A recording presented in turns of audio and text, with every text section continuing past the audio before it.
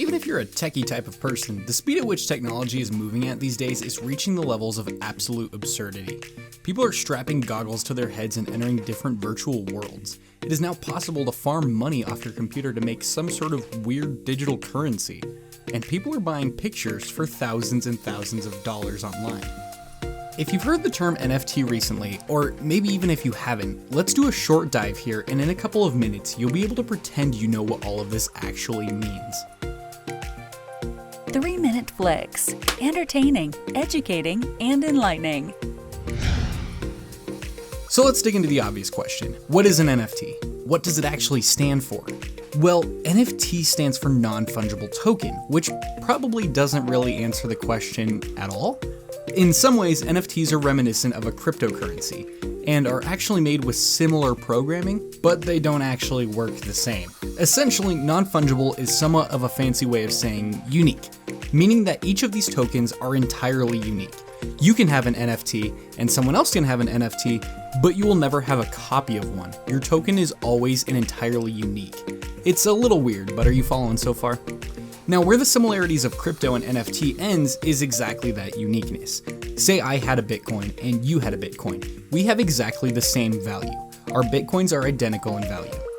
But NFTs are different and represent some form of a digital piece of media that has been made into a token. Meaning NFTs are an entirely digital form of currency or possession. Say I had a really cool and informative YouTube channel. We'll call it 3-minute flicks, for example. And I wanted to turn one of these videos into an NFT. Through the mysterious powers of programming, it is possible to turn the ownership of this video into a token, made up of many lines of code, constantly being authenticated over many different servers. Okay, I know this is complicated, trust me, it is for everybody, but keep following. If I sold the NFT of this video to someone, they are now technically the owner of the video, or at least the token of it. They have the NFT, which is essentially a certificate of their proof of ownership. However, the weird part is in most cases, unless previously agreed upon, the original artist or creator still has reproduction and copyright rights over the media that the NFT is based upon. Think of it like you're buying a painting, but you're not buying the rights of the painting that the artist made. Now, the NFT of my video exists. Someone owns it and they can cherish it forever, like a piece of art that they can claim to be the sole owner of the original, or sell it to others to continue the chain of good old capitalism. Okay, we're running low on time here, so let's recap really fast. NFTs are a token representative of a unique piece of media, anything from tweets to videos to actual art.